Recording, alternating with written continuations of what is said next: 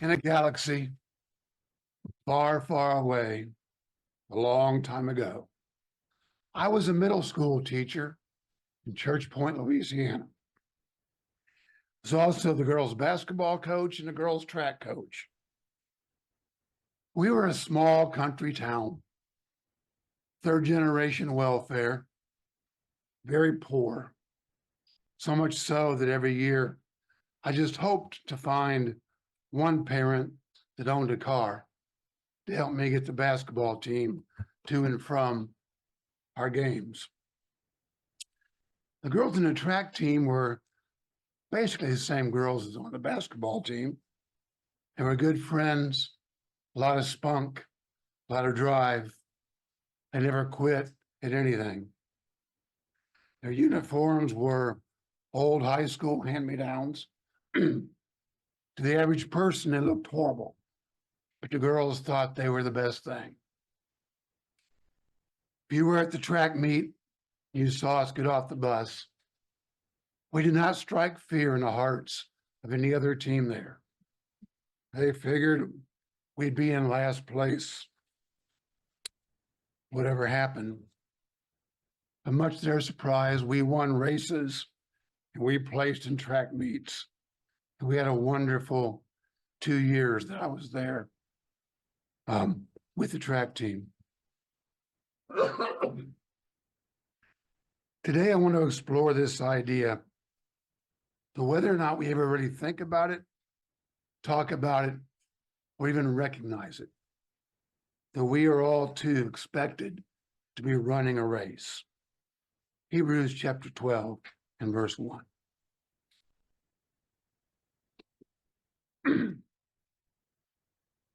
It is a competitive race, but not against each other.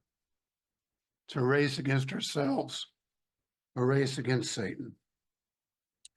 If we finish the race, it's a prize for everyone who does. Not necessarily the same prize, but a prize. And it's not a participation trophy, which is the bane of our society today. It's a real prize.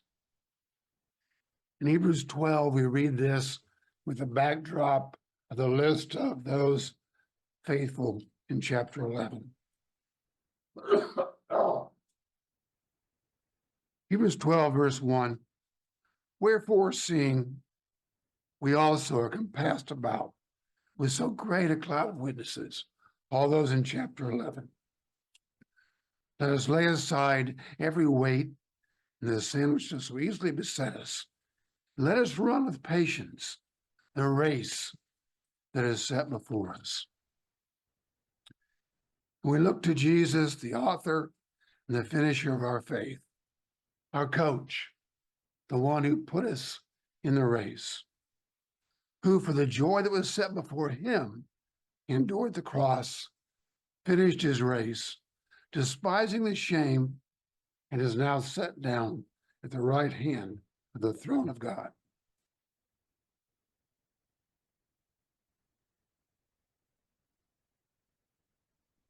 To begin a few moments ago, I want to examine this idea of a race, that each of us are in a race. In that process, I want to challenge the ideas that we might have, the misconceptions that we might have about what our race really is. And to do that, I'm going to look at the lives of 3 men who successfully finished their races in Scripture. And you'll notice that each man's race was totally different from the other man's race. And in the end, we'll rejoin the girls' track team. And we'll see what we can learn from their experiences compared to these men. Genesis 37.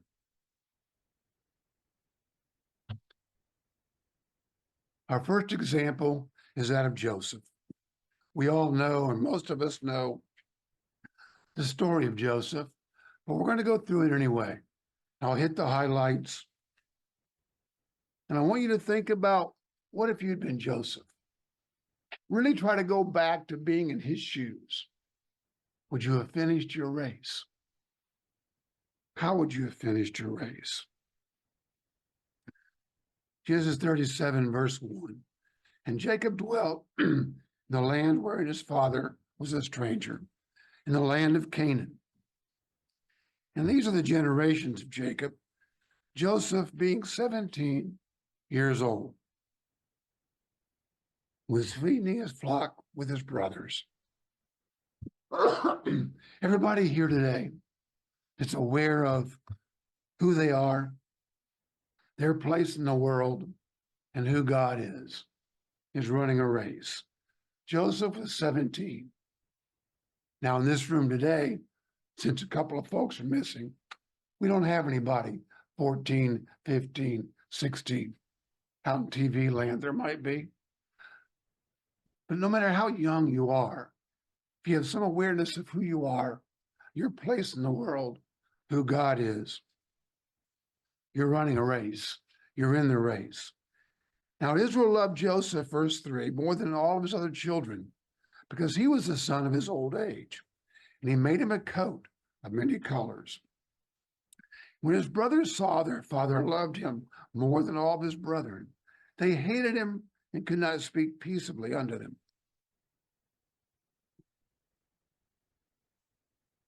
Now Joseph dreamed a dream, and he told his brothers, and they hated him yet the more. Verses 6 through 10 is Joseph's dream. Needless to say, his brothers were not impressed.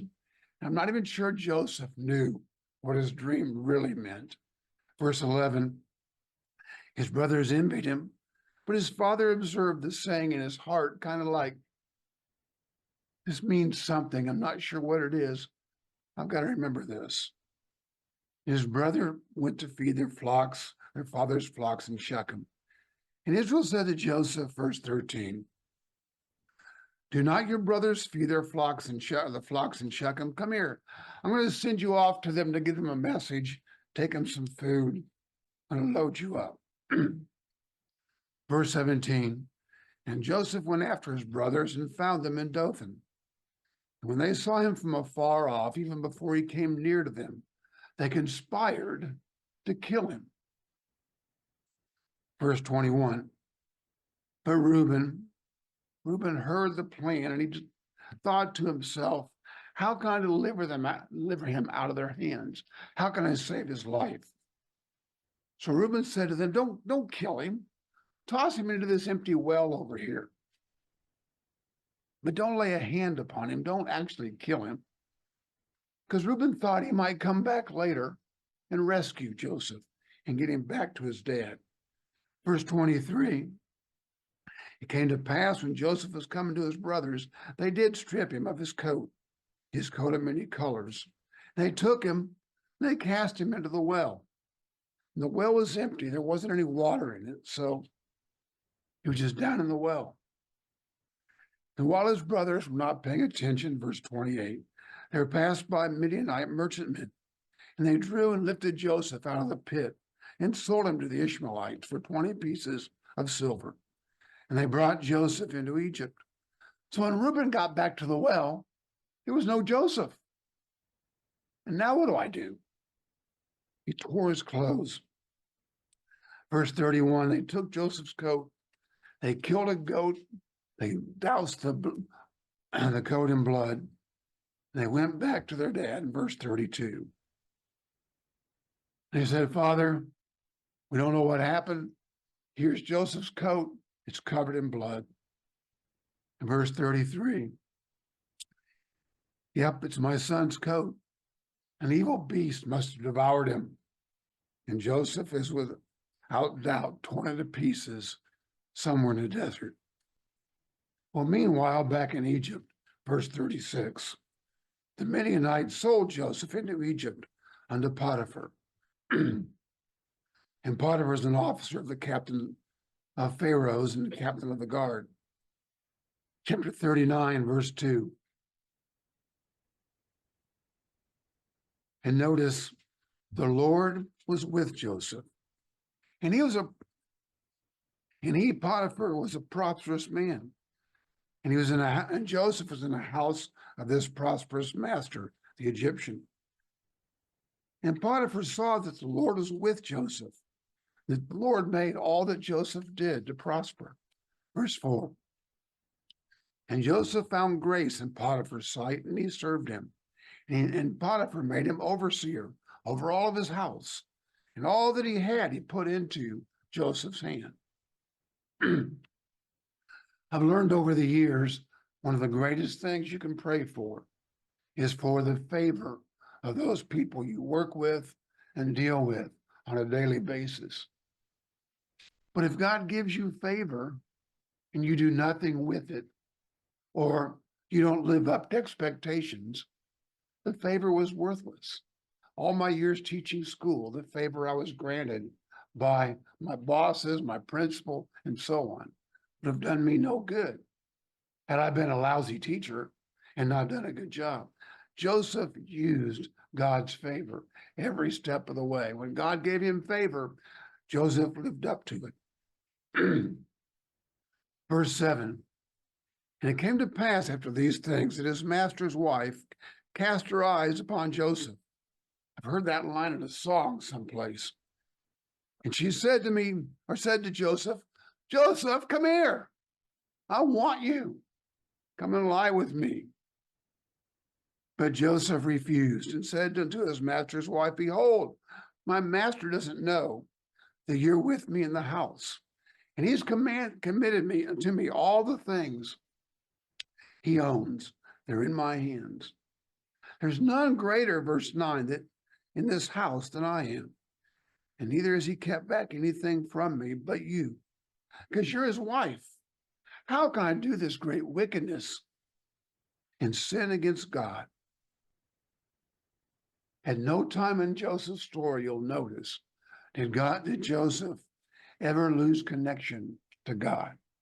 He stayed connected all the way through. Verse 11, it came to pass about this time that Joseph went into the house to do his business.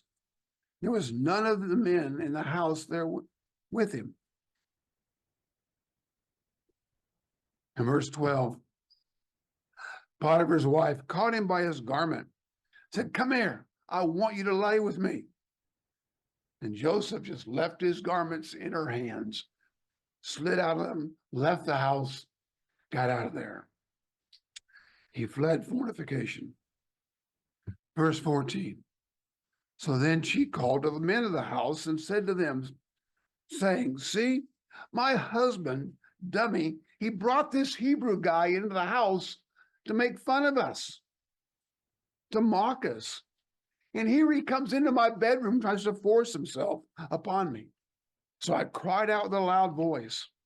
In verse 15, and it came to pass when he heard that I yelled out, he left his garment in my hand and he fled and got himself out of the house.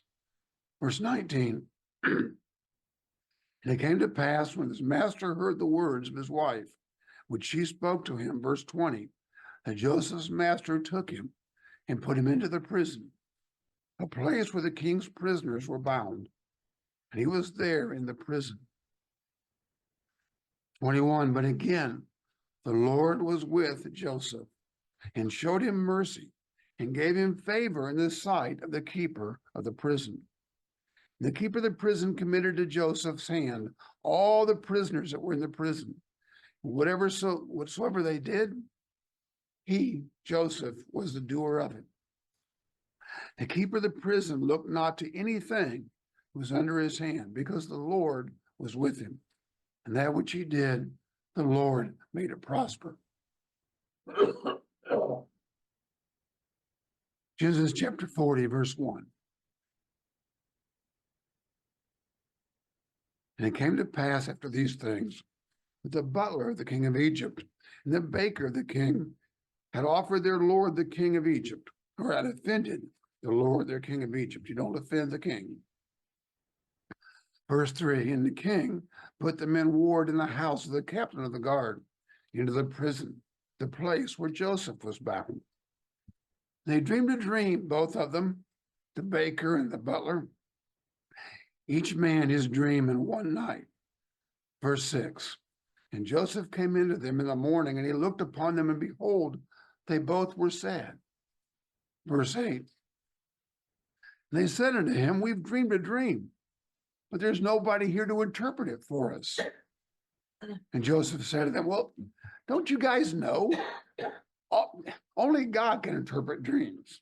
But tell me to them, or tell them to me, and I'll interpret them for you. God will do it for me. So verse 9, the chief butler told his dream to Joseph. In verse 12, well, Joseph said, here's what it means. Verse 13, within 3 days, Pharaoh shall lift up your head, and he'll restore you to your place. You shall deliver Pharaoh's cup back into his hand, just like you did before when you were his butler. Verse 14, but when you get back to see the Pharaoh, when you're back in your job, when all is well with you, will you show me some kindness? Make mention of me to Pharaoh. I want to get out of here. I'm stuck in this prison. I need your help. Now, verse 16, when the chief baker saw that the butler's interpretation was good, he said to Joseph, well, what about my dream? What's it mean? Verse 18, Joseph answered and said, well, here's the interpretation thereof. Yet within 3 days, Pharaoh's going to lift up your head off from you and shall hang you on a tree, and the birds are going to eat your flesh from off your body. And so it came to pass the 3rd day, verse 20, which was Pharaoh's birthday, that he made a feast for all of his servants, verse 21. And he did in fact restore the butler to his butlership. And he gave the cup into Pharaoh's hand, but he hanged the chief baker, as Joseph had said he would do. In 23, yet did not the chief butler remember Joseph, but forgot all about him.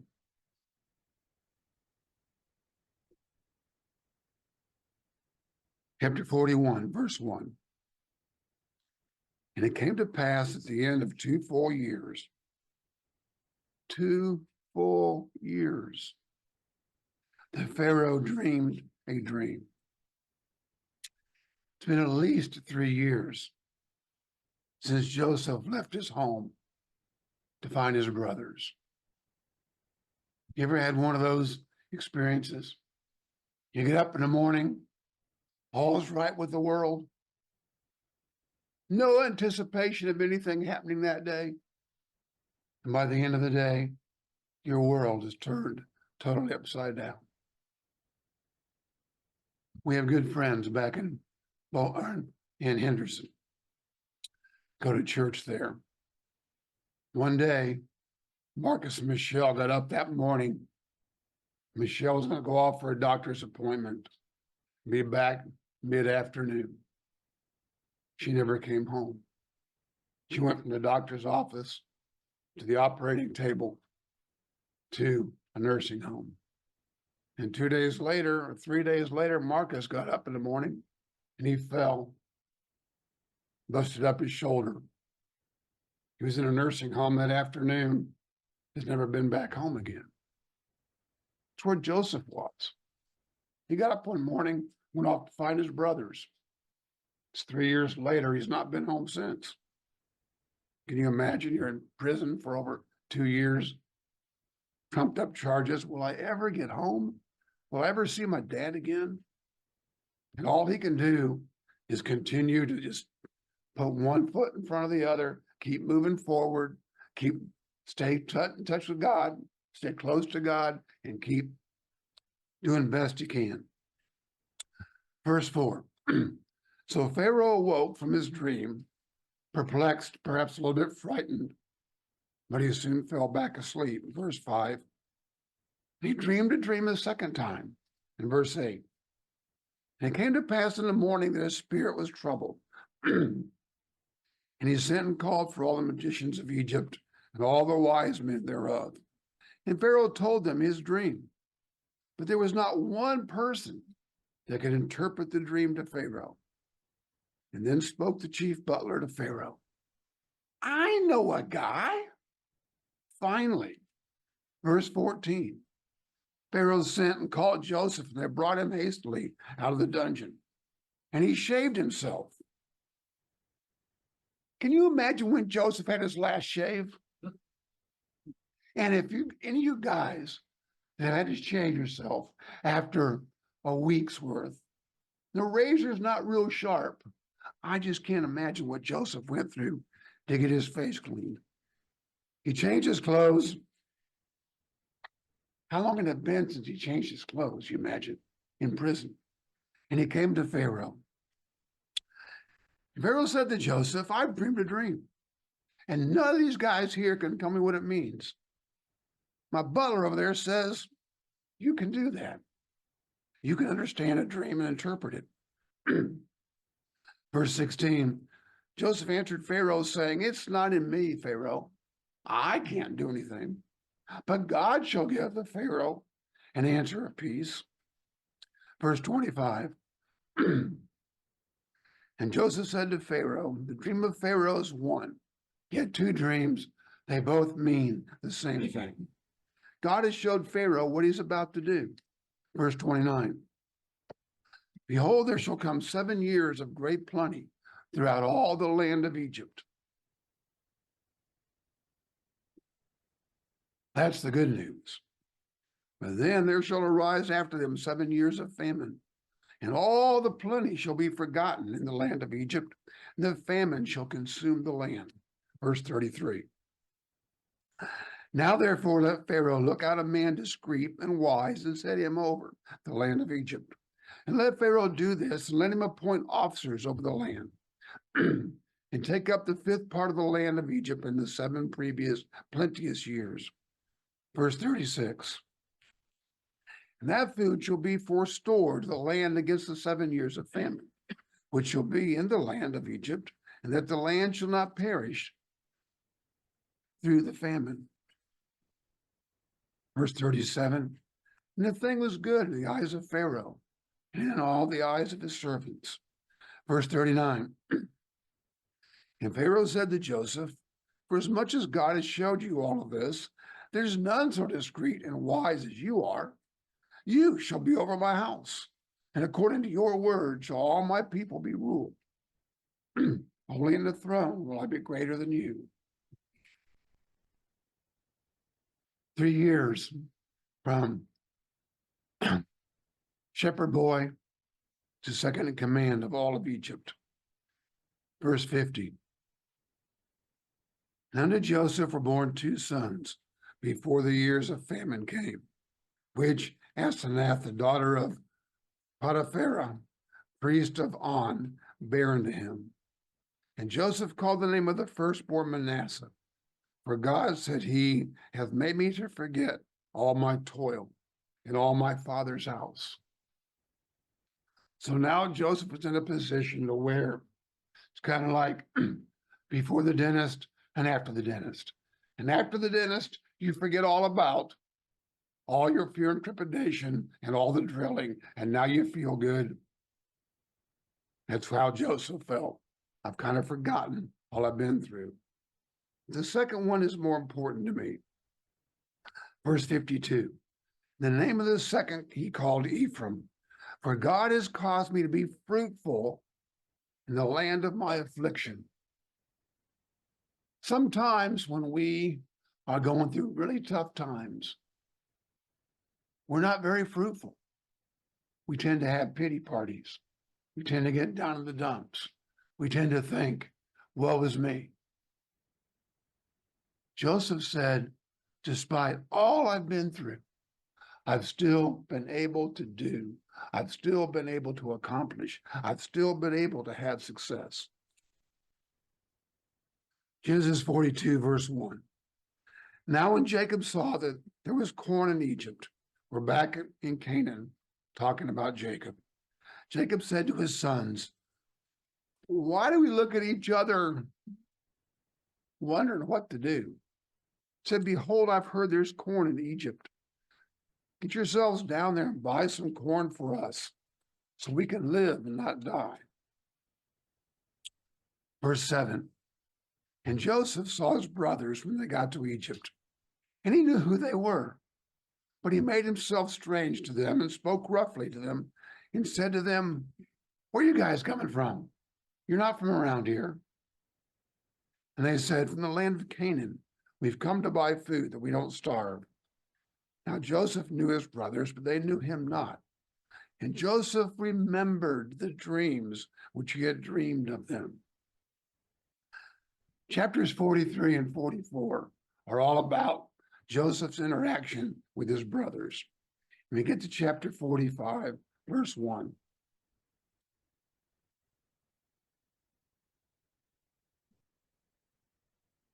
Then Joseph could not refrain himself before all them, and he cried. And looked at his servants and the men around him and his soldiers that might have been there. He said, you guys get out of here. I don't want you in here. Leave. And there was nobody there but Joseph and his brothers. In verse 2. And Joseph wept so loudly that the Egyptians and all the house of Pharaoh heard him cry.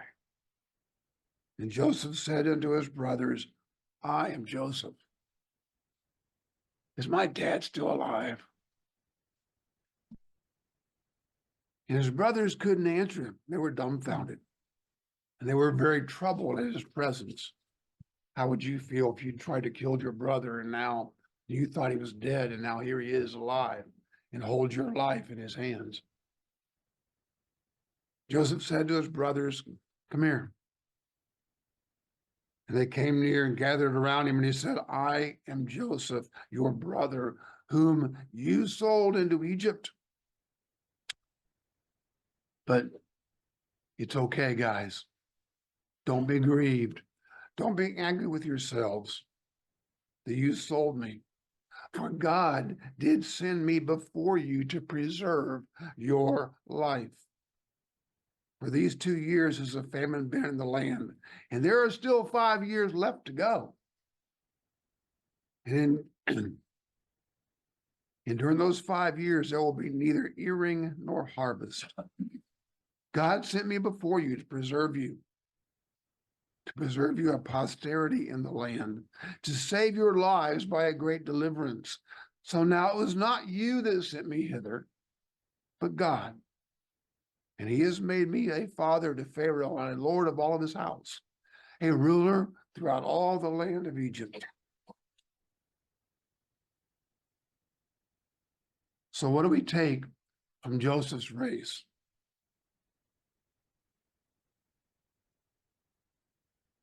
What can we apply to ourselves?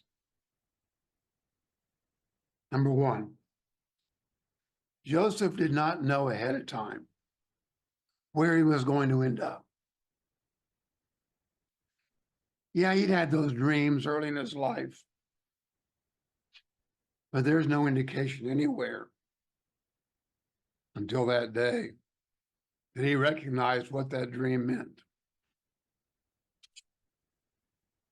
Alethea and I still wonder, why did God place us in Hopkinsville? Of all the places we could have landed, a couple of hundred resumes sent out. I drove in the car door to door to shake hands of principals all over Kentucky, Southern Ohio, Southern Indiana. But we decided early on, we didn't want to choose where we were going to live. We wanted God to choose. I didn't want to make that choice. We took a day together, prayed and fasted about it. God opened up one door. I had one interview. I was offered one job, even after 3 months. But why? We don't know. God knows. And I suspect, even though it's been convenient for a lot of things, I suspect a lot of the real reasons are well out in front of us yet, for things that we can't imagine. Number two, Joseph remained loyal to God throughout. But now listen, his race was more than just remaining loyal to God. His loyalty to God was the underpinning in his life that allowed him to run his race successfully. If he'd ever quit, there'd have been no Joseph in Pharaoh's house to feed the family to bring Israel to Egypt. His race was getting him from his dad's house at 17 to in his early 20s, second command of Pharaoh.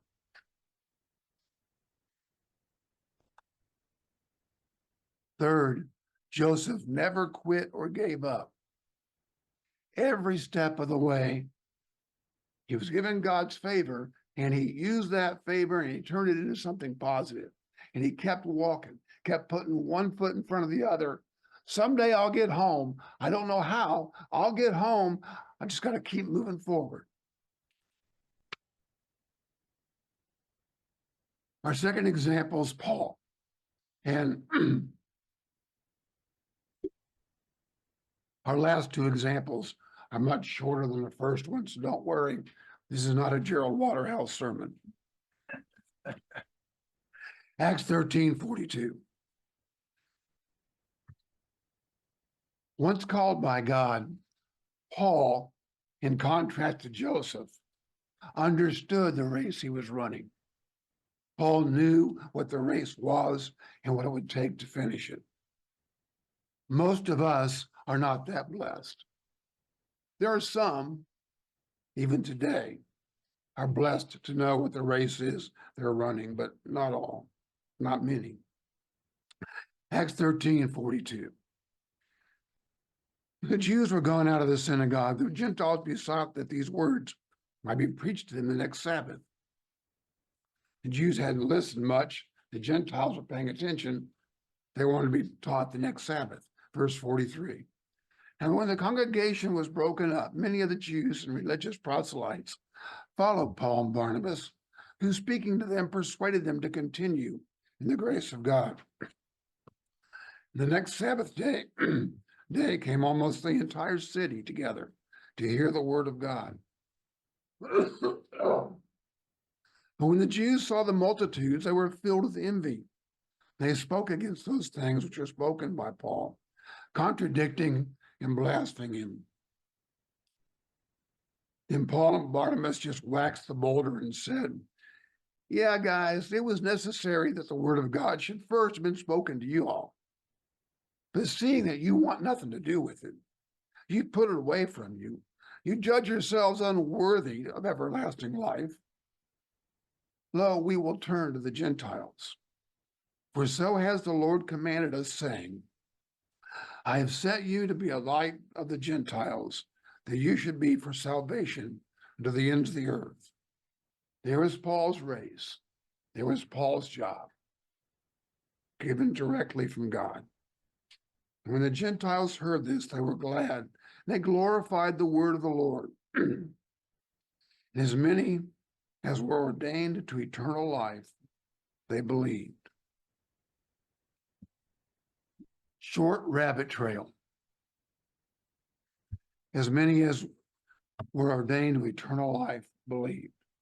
That implies that not everybody there was ordained to eternal life as being called.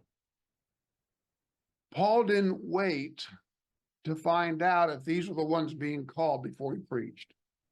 He preached to everybody. When we think about sharing our faith, we don't think about, well, I want some evidence that person's being called before I share my faith with them. No, we share our faith in every opportunity we're given. And God calls the ones he chooses out of all of those we share with. I sometimes think we forget that. We get those backwards. Verse 49, end of rabbit trail.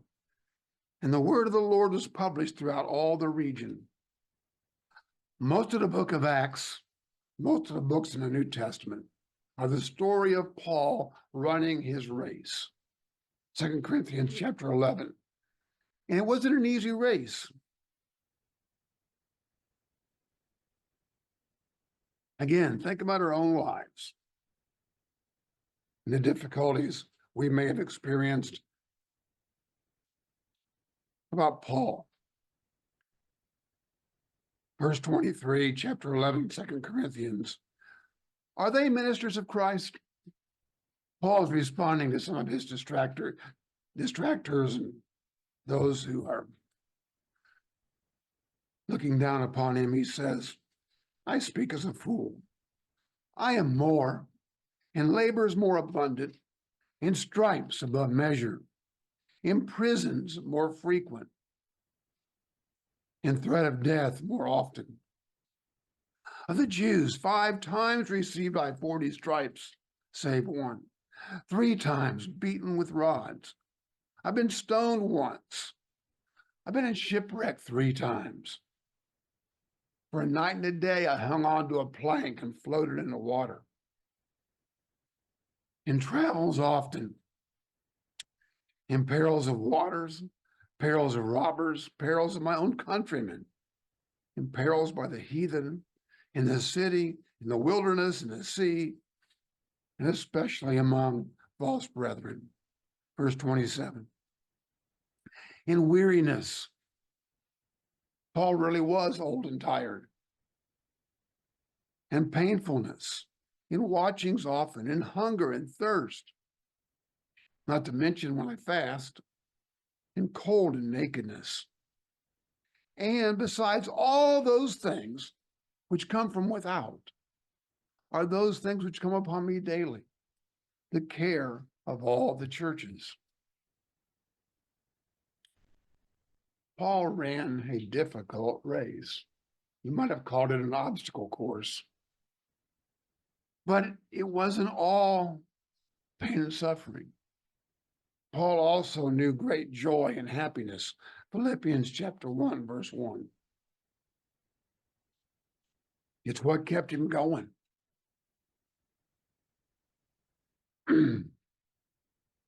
But it's interesting, the dichotomy here in Philippians 1, verse 1, and later on in Philippians 1:21. But Philippians 1, verse 1, Paul and Timothy, the servants of Jesus Christ, to all the saints in Christ Jesus, which are at Philippi, along with the bishops and the deacons.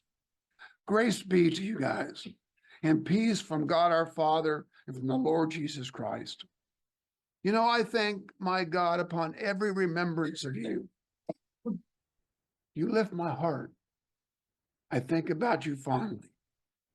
Verse 4, always in every prayer of mine for you all making request with joy. For your fellowship in the gospel from the first day until now, it just lifts me up. And I, being confident of this very thing, that he which has begun a good work in you will perform it until the day of Jesus Christ.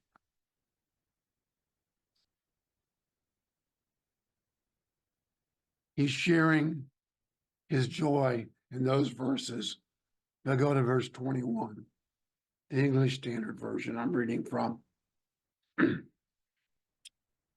For to me to live is for Christ, but to die to me is gain.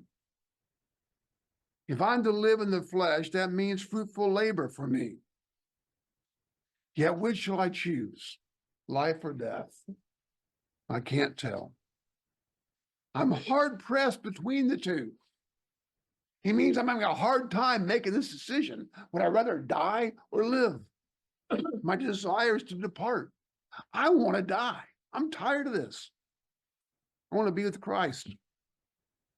He wants to look forward to the resurrection. Well, that's a whole lot better than this.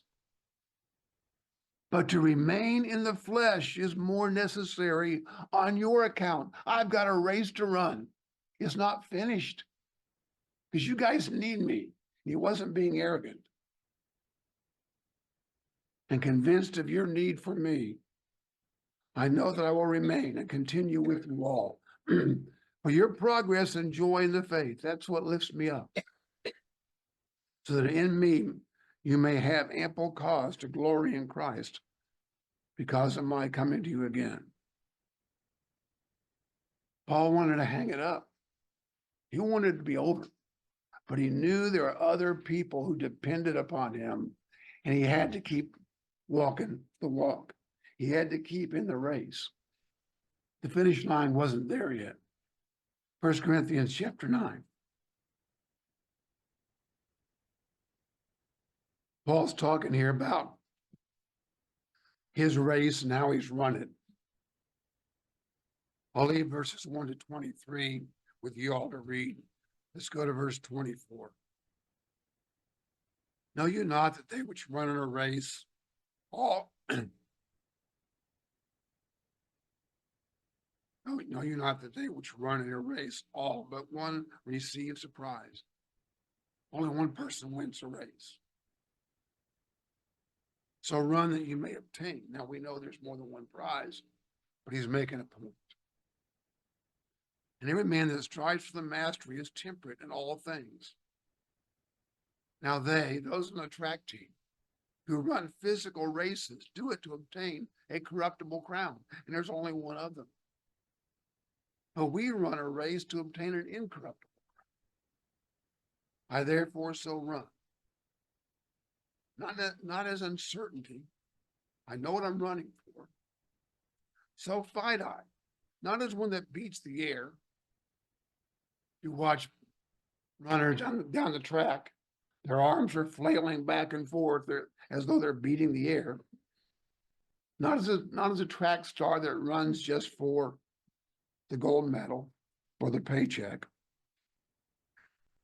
Verse 27, and I keep my body under control and bring it into subjection, lest by any means, after I have preached to others, I myself should be a castaway.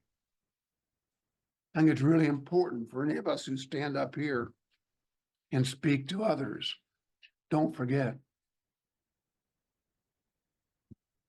that we don't want to be cast away either. We've got a responsibility to live up to what we're speaking. 2 Timothy 4, verse 5. Some of the last words recorded and written to Paul's spiritual son, Timothy.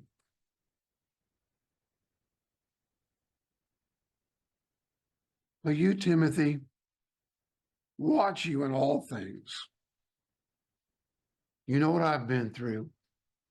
You have to endure afflictions. Do the work of an evangelist. Make full proof of your ministry. Make good use of it. Bear fruit. Do what you need to do, what God has set you to do. For I am now ready to be offered. The time of my departure is at hand. I have fought a good fight. I have finished my race. I've kept the faith. And I know that now there is laid up for me a crown of righteousness, which the Lord, the righteous judge, shall give me at that day, and not to me only, but unto all of them also, that love is appearing and finish their race.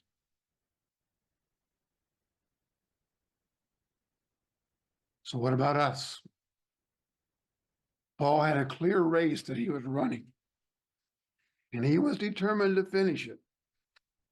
Even when he didn't want to go on, he went on anyway.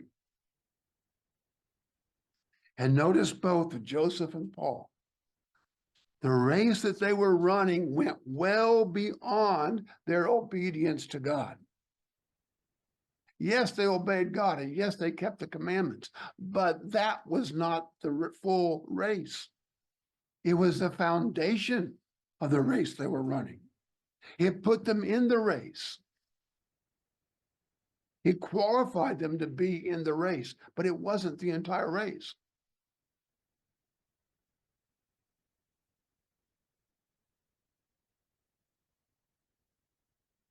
And consider the confidence with which Paul finished his race. You know, we can finish our race just as confidently as he did. Our third example from Scripture is Jesus Christ. He too, from the very beginning, knew what his race was. He came to this earth with one primary purpose: to give his life to pay the penalty for the sins of all mankind, and then to be born again into eternity, the firstborn of many brethren. From Revelation 13:8, we know that he knew of his race from the very beginning. John 3:16. For God so loved the world that he gave his only begotten Son, that whosoever believes in him should not perish, but have everlasting life. For God sent not his Son to the world to condemn the world, but that the world through him might be saved. Luke 4, verse 16. If you look at your life, look at the lives of Paul and Jesus. The race is not on a single track, one thing going on, and that's it. The race may involve several tracks, may be involved in doing several aspects to your race. Jesus came to Nazareth, where he'd been brought up. And as his custom was, he went to the synagogue on the Sabbath day, and he stood up to read. And there was delivered unto him the book of the prophet Isaiah. And when he'd opened the book, he found the place where it was written, the Spirit of the Lord is upon me, because he has anointed me to preach the gospel to the poor.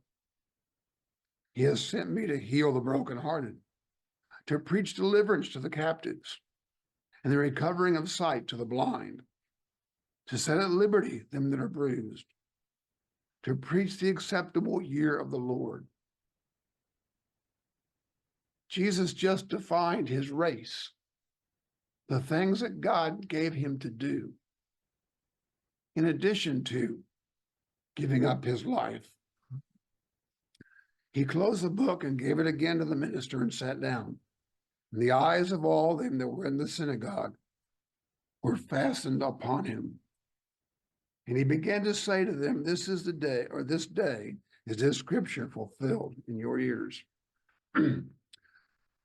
Matthew, Mark, Luke, John, they are the story of Jesus Christ running his race. You know, he was fully human and fully God. He didn't come without his second thoughts, his concerns. John 12:23, toward the very end, Jesus, talking to his disciples, says, the hour has come that the Son of Man should be glorified. Truly, truly, I say to you, except a corn of wheat fall into the ground and die, it abides alone. But if it dies, it brings forth much fruit. Verse 27. Now is my soul troubled.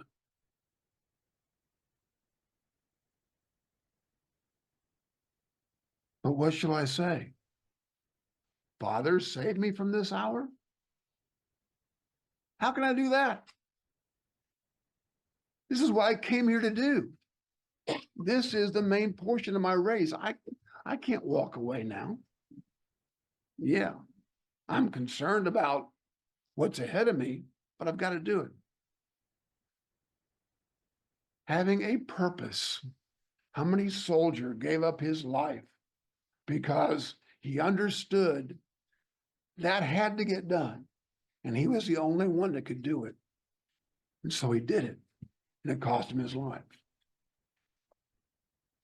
Having purpose in our lives will help us finish our race. If we understand, or the more we understand about why we're here, why we are one out of 330 million people, the more we'll be able to get encouragement to finish our race. John 17, verse 1. Here Jesus is very confident. Through these words spoke Jesus and lifted up his eyes to heaven. And he said, Father, the hour is come. Glorify your Son, that your Son may also glorify you. And as you have given him power over all flesh, that he should give eternal life to as many as you have given him. And this is eternal life, that they might know you, the only true God, and Jesus Christ, whom you have sent. I've glorified you here on the earth. I have finished the work which you gave me to do.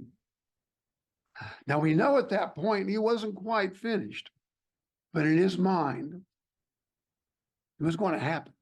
He was going to finish the race. We go to Mark chapter 14.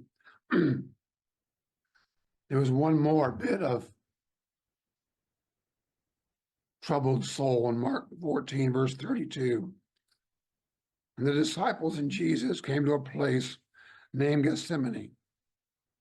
He said to his disciples, you guys sit here a minute and wait while I go and pray. And he said to them again, my soul is exceeding sorrowful, sorrowful unto death. Stay here with me and watch. He went forward a little, and he fell on the ground and prayed that if it were possible, the hour might pass from him. And he said, Abba, Father, I know all things are possible with you. Can't you take this from me? But nevertheless, not what I will, but what you will. He prayed that prayer 3 times. You ever faced something in your life? Has to be done. Don't want to do it. Is there another way? There's got to be another way. You even go to God and pray for another way. And almost all the time, there's not another way. You just got to do it. And that's where Jesus was. John 19:28. He finishes his race. After this, Jesus, knowing that all things were now accomplished, that the scripture might be fulfilled, he says, I thirst. Now there was set a vessel full of vinegar. And one of the soldiers filled a sponge with vinegar and put it upon hyssop and put it to his mouth. And when Jesus therefore received the vinegar, he said, my race is finished. And he bowed his head and gave up the spirit.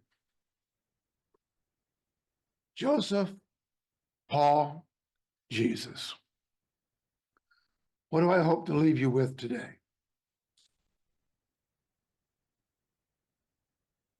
Obedience to God alone is not the race we are running. If it were, we should all be living in the most isolated place possible, focusing solely on prayer and Bible study and piety. And there's no example in Scripture that that's true. You know, there's another example. The girls on our track team had to live up to certain standards to be on that team. They could have no classroom referrals for behavior. They had to have a C average, no Fs. They had to demonstrate good sportsmanship at all times.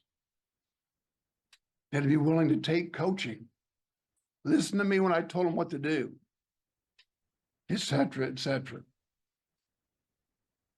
These things qualified them to get on the bus to go to the track meet and run the race. They couldn't have run the race if they hadn't done those things. Our commitment to God puts us in the race. Lots of the world is in a race, but the crowns are all physical crowns. They're not eternal crowns. The race we are in, because we are obedient to God, there is an incorruptible crown. Like the song says, horse and carriage, love and marriage, you can't have one without the other. You can't run in a race for an incorruptible crown unless you're obedient to God. But simply being in a monastery somewhere, praying, studying, learning piety, that's not the race either.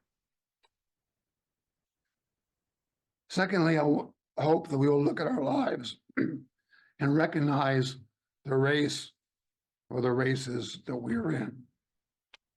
And if we put ourselves in a monastery, I hope we'll recognize that and get out and get in a race. Consider some of these races that you've been placed in, whether you realize it or not. Now, I don't know who all is out there in TV land. In this room, most of you don't have children still at home. But if you do have children still at home, how involved are you in their lives? You know, you're creating a legacy. You're running a race. And that job is not done with your children until the day you're in the grave, hopefully before them. Are your children in public school? How involved are you with their teachers, with the school board? Do you know what they're being taught? What's in their textbooks? It's part of your race as a parent, raising kids in a public school. Are you running that race or are you falling down that race? Are you in a marriage? Is your marriage better today than it was last year? Are you closer to becoming one today than last year? It's part of your race. Do you have grandkids? How do you impact their lives? Are you employed? Is a place where you are employed better off because you work there? Do you have a positive influence on what goes on at your workplace? Have you ever considered that you might be placed in that job because you're to be salt in that business, in that place of employment? Tara may not know this, but he was a worldwide Church of God member years and years and years ago. That gives her the undisputed permission to take off for the feast as a school teacher.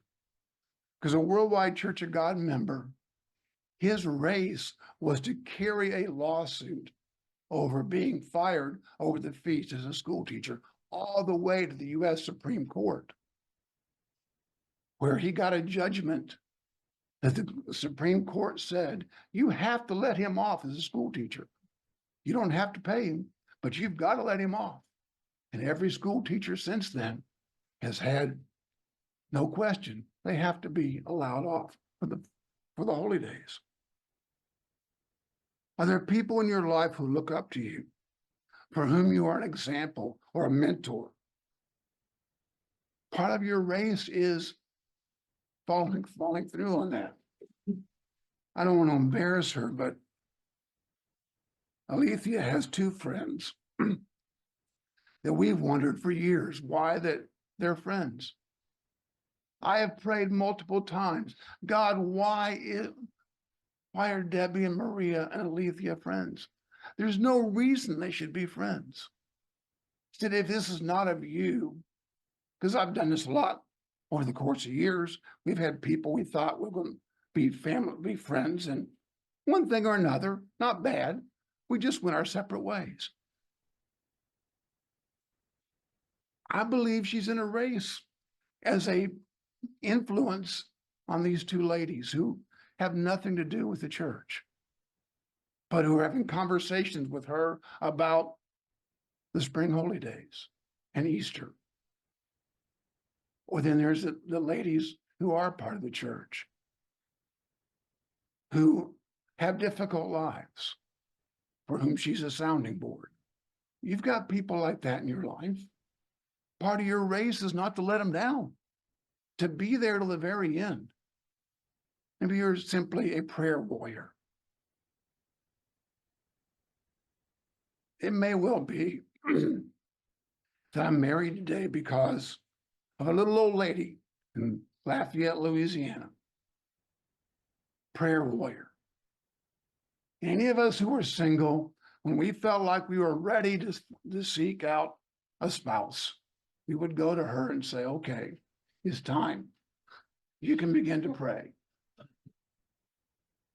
Well, here I am today. Are there people depending upon your prayers? And I don't mean to imply that God will not act in somebody else's life who needs his action if we don't pray. But do we ever think about, we've asked for prayers this morning. Do we ever think, maybe I'm letting somebody down when I decide today is not my day to pray? It's part of the race you're running. You may notice that if you're in a spiritual race, whether you're Joseph or Paul or Jesus or one of us, your life impacts the lives of other people. The race is the lives you impact, the fruit you're bearing. If our lives are not having an impact on the lives of anybody else outside of ourselves, then we're probably not in the race we're supposed to be in. Wrap this up, Luke chapter 9, verse 23. I don't know if you've ever thought about this, but I've had lots of discussions over what does it mean to take up your cross and follow me. Jesus says, if any man will come after me, let him deny himself and take up his cross daily and follow me. To me, this idea is all about the race we're running. The cross, he's mentioned here, for Jesus, it was real. He hung on it. For us, it's a metaphor for the race we've been given to run. God's our track coach. He's placed us in a race. And even if we don't know what it is right now, we just keep putting one foot in front of the other. It'll happen. There's a favorite line or a line to a favorite song of mine. Goes something like this: standing outside the fire, standing outside the fire. Life is not tried, it is merely survived if you're standing outside the fire. Romans 8:28 tells us we're called for a purpose. And I believe with all my heart that that means a present day purpose and an eternal purpose, not just an eternal purpose. So are we in the fire? Are we running a race? Are we in the fire and don't realize we're in a race? We just wonder, why is it so hot all the time? Are we standing outside the fire, afraid to get in the race? Something I think that all of us need some time to think about.